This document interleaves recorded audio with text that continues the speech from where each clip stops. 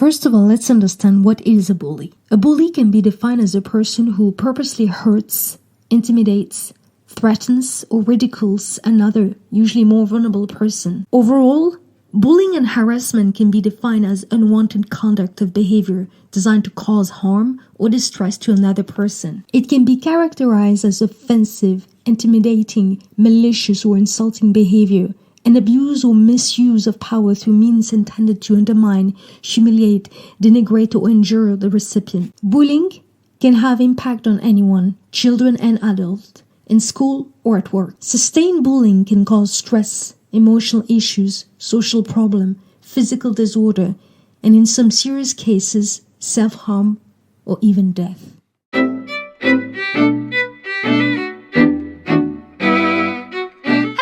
This is Sofia Osfour and welcome on this new episode of my masterclass on healing wounds with the Osfour Self Coaching Model. In today's video, I'm going to give you 5 tips on how to deal with bullies at your workplace using the Osfour Self Coaching Model. But in case you're new to my YouTube channel and you've got no clue what I'm talking about, the Osfour Self Coaching Model is both a process and a tool. As a process, it is designed to recycle your negative experiences in order for you to transform them into powerful life lessons. As a tool, it is designed to drastically increase the level of your self-awareness by teaching you tools and skills in order for you to self-coach yourself on the spot. But if you want to know everything about the Osfour Self Coaching Model, you will find a link that will lead you to another video that explains everything you've ever wanted to know about the Osfour Self Coaching Model but never dared to ask. You will also find a link that will lead you to a free worksheet that is part of this masterclass. It is on this side, and there you have all kind of exercise and question that's going to give you the basic tools to use the Osfour Self Coaching Model for yourself. So, are you ready? Let's do it!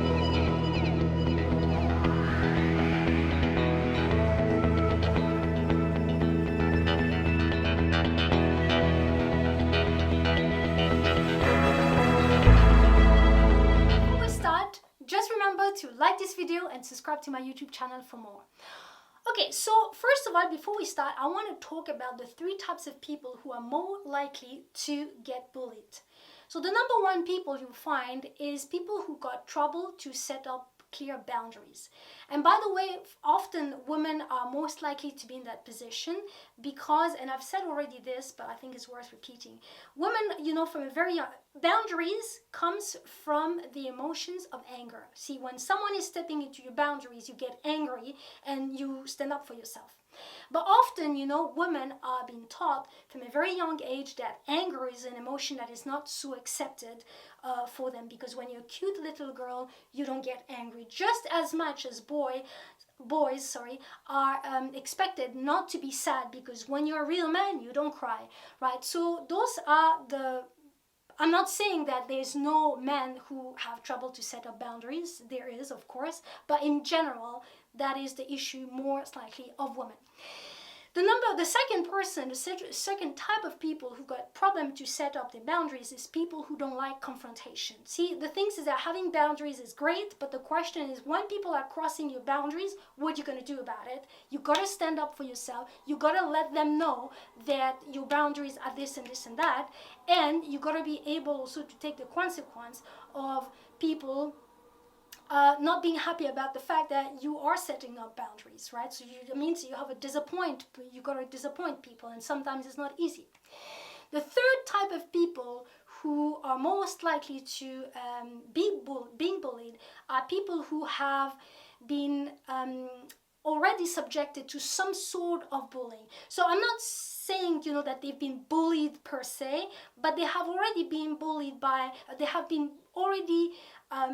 subjected to the first step of bullying or the second. So let me give you an example, because this happened to me a couple of weeks ago. I was in the market and there was a mother who was, in my opinion, a single mom. She seemed to be very stressed out, and the tone of the voice in which she was speaking to her 3 children was terrible. It was absolutely terrible.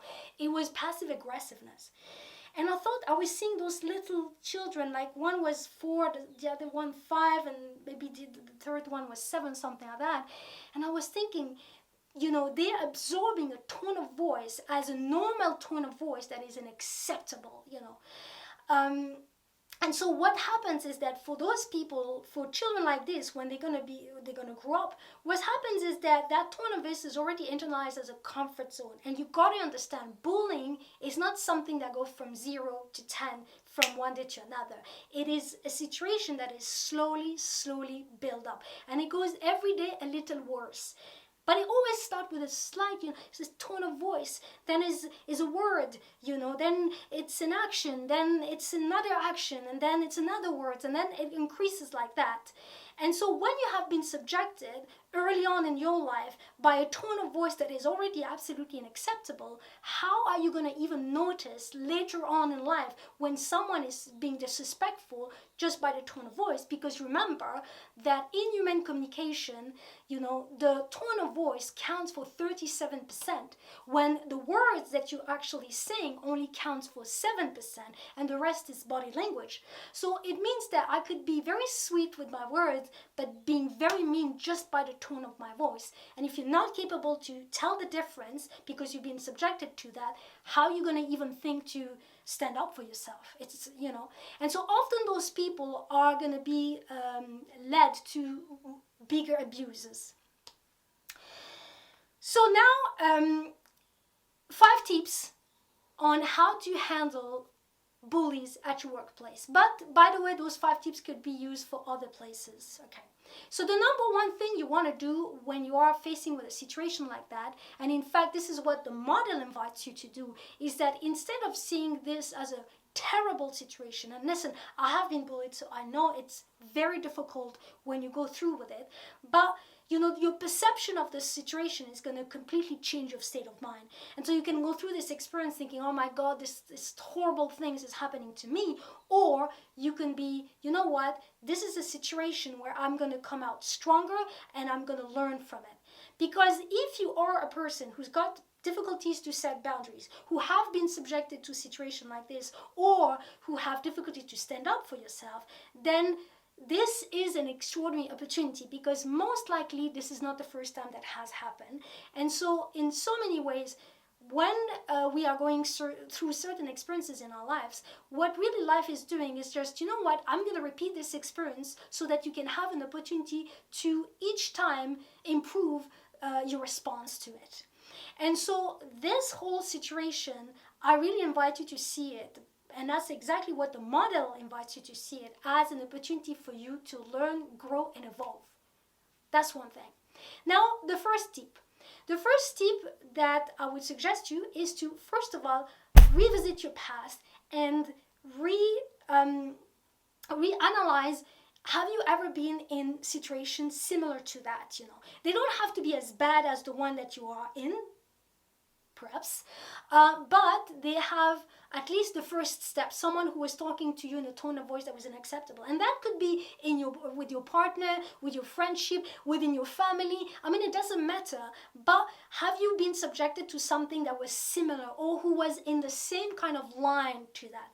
And the reason you want to revisit that is because this will tell you, okay, where is it that things are just coming are growing more and more? Is it because I don't stand up? Is it because I have no clue what are my boundaries and I don't, or is it because I don't stand up for them and I don't defend them? To revisit your past going to give you a lot of information about why am I here now and this situation is happening, right? That's the number one tip. Revisit your past. The second is you listen, this is a funny thing, but bullies they have an extraordinary instinct for the one thing that you are the most uncomfortable about. Meaning that they are going to detect the one thing that hurts the most about. So, for instance, if I have a funny way of walking and I don't feel comfortable about it, guess what? This is exactly what they're going to talk about. If, I don't feel comfortable about my presentation, guess what? This is exactly what they're going to talk about. If, my hair, I'm not comfortable about, this is whatever is it that you're not comfortable about it, or that is hurting, this is exactly what they are going to touch. So in many ways, those people are amazing when it comes down to telling you what is it that needs to be healed, which is amazing, because that's what we want to do. The more healing you do, the more you move forward in life. It's simple, because you're lighting up all of those things that you're dragging along. And to give you an example, an experience that I had, I remember, I was working in a place, obviously I have curly hair, which is, lots of hair. And I remember that, when I was young, of course I was mocked because of my hair, but very quickly in my experience, what it did is that instead of hating my hair, I started to like my hair more and more.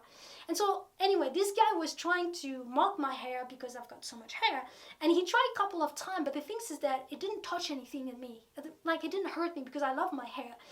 And so he tried, but there was nothing to grab on. And so the things just fade away because, he left me alone. Now, if I was uncomfortable about my hair, he probably would carry on because he would know that this would piss me off, or this would even be hurtful to me. So that's the second thing, is that bullies are amazing to let you know what is it exactly that is hurting and what needs to be healed. And of course, often when something in us we are uncomfortable about, what is it that we want to do? We want to avoid people touching into that. But here's the things. One of the sources of the power of a bully, one of them, but not the most important one, is the fact that what they're touching in you is actually hurting. So if you want to take away the power from them, is that you can heal that part. You can work on healing that part so that when they're touching, nothing is going to hurt anymore, because you will always meet people who are going to try to touch that one thing that is hurting. So you might as well start the healing process as fast as possible. I also want to underline the fact that I said that the second source of power of bullies are, the one thing that they're touching and that is hurting in you. The first one is the people around them. So often those people are holding court, they have lots of people behind them, and they give you the illusion of people who are leader, charismatic, powerful, lots of people who follow them. And so it's very important for all of us to notice that a bully can only be powerful because you are supporting them, if you are somebody who's supporting them. And so, although, it's not easy to be a whistleblower, of course, it takes a lot of courage, but it's completely worth it, I think. And we can all be that if we are the witness of somebody who is abusing another person. Okay, so I just closed this door. So once I found out about my past, once I have clarified what is it exactly that they're touching, that is hurtful, now I'm going to use the model. And the model is made out of 4 questions when you use it as a tool. And those 4 questions allows you to find out what is it exactly that is happening. Because like I always say, if you don't know what's happening inside of you, then who's supposed to know, right? So the number 1 question that the model invites you to ask yourself is simple. What is happening here? So let's say that you have been bullied today, and you go back home, you sit down in the room that is quiet and calm and allows you to really recoup and gather your thoughts, and you ask yourself, what's happening inside of me, right? Listen, this may sound like a very simple question, but that's not a question that people are often asking. And so often what's happening is that there's a whole set of things that are happening inside of me, but I'm on autopilot and I'm not aware of what's happening. If you're not aware of what's happening, then you cannot either change the situation or find solution, right? Because you're just responding instead of providing yourself with a strategic answer to this whole thing. So number 1, finding out what's happening inside of me. Second is what I called, it's a skill that I call zoom in, which is found out, okay, let's imagine that when you ask yourself what's happening, you thought, what, I'm being rejected and it's terrible for me. Okay, so what is it exactly about being rejected that is so painful for me? Now, this is skills that I call zoom in, right? Because you really are finding out the details about what's happening. Another thing that I would like to underline is that, of course, there is what the bully is touching in you, which is hurtful, but there's also the situation. And often people are, thinking, well, but the situation is the problem. No, the situation is the symptom. The disease is the one thing that they're touching, which empowers them, because now they have basically a button inside of you that they can press at whenever they want, and it just puts you in that state. So you got to find out what it is. Now that I have found out, okay, so what is exactly that is touching me about being rejected, if I take that example, is because it makes me feel like I'm not good enough, or is it because it makes me feel like, you know, I'm not part of this team, and that is extremely, it reminds me of something, you know, when I was a kid. Listen, it always touches somehow something in our past, for sure. Then the third question you want to ask yourself is, okay, so now I've found out, you know, what's happening. I have found out what is it exactly that's so painful about this whole situation. And now I want to clarify what needs to be changed. And, you know, this is very important because this is the place where you start to provide yourself with strategic reply instead of automated reply. Finally, when you have answered that question, you're going to ask yourself, okay, what is it that I need to do in order to change the situation, or what is it that I need to change that situation?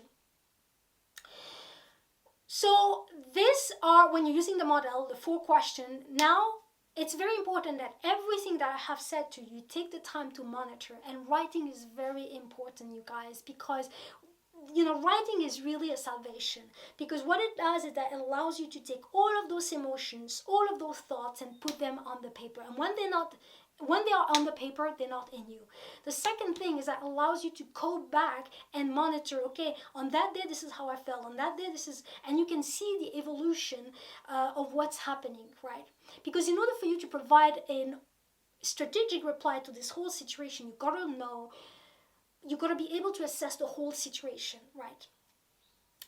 Now, the fourth thing that you're going to do is assess the situation in general. And you've got to find out if your bully is what I call an individual bully or is part of a systemic bully. So what I mean by that is a systemic bully, and I want to tell you a story. Back in the end of the 90s, beginning of the 2000s, there was a company in France who used to be owned by the state, but who's been bought and was privatized suddenly. And so what they were confronted, the problem they were confronted is that now they had to be, how can I say, they had to be competitive on the business, you know, which were not before because it was owned by the state. So, you know, they had a big problem because they had people working in this company for like 30, 40 years even, and basically they wanted to get rid of those people because they were not competitive enough in their opinion. But the problem is that in France, the security for people working is so amazing that if they had to fire them, then they had to pay for a huge amount which they didn't want. So they came up, there was a guy who was, I guess, clever than anyone else, who came up with the idea of creating a bullying system within the business, within the structure of the management. And so they started to go through this process over a long period of months. But basically what happened, which is absolutely tragic, is that people didn't go, but some people started to kill themselves at work. So some of them, burned themselves, within the office. Some of them jumped out of the window. I mean, it was horrific. And so what they found out when there was an investigation that was done is that within the structure of the company and the management, they've introduced bullying. And so people, people, when you push them in a certain corner, they reacted, and that was the reaction of people. So this is what I call about systemic bullying. If you are in a situation like that in a company where you can assess that the whole structure is filled and diseased by that, take your bag and leave. Even money is not worth staying in a company like that. But the second one is that individual bullying. And individual bullying is much more easier to deal with Especially because, listen, this is back into 2000. Nowadays, companies are less and less likely to engage in this kind of behavior because they realize how much it costs when someone is calling sick for like 6 months because they are under depression, because they've been bullied for like a month. So nowadays, it's rare. I'm not saying it's impossible, but it's rare. So if you are confronted with an individual who is bullying, then in a way it's much easier because they're not supported by the entire system. Even though I know that companies and even schools, by the way, have difficulties still in our society to really act efficiently when they are faced with this kind of situation. But as time would go, hopefully we're going to get better at that. So for you to assess the situation is to clarify, is this person part of a systemic bullying system, or they are just on their own? You know, of course they're going to be supported by a couple of people, but a couple of people is not an entire system. Once you have assessed that, now you can start to figure it out what is going to be your reply. There's one thing that there is no escaping way from, is that when you are confronted to a bully, you're going to have to confront them also back. And so when you're a person who has problem to set up your boundaries, problem to confront other people, or who has been subjected to that, of course I realize it's not easy, but this is where the growth starts. So here are 3 tips, you know, to add more to what I already said. Number 1 is sit down and clarify what are your boundaries. What is it that you accept people to do, and what is it that you don't accept people to do?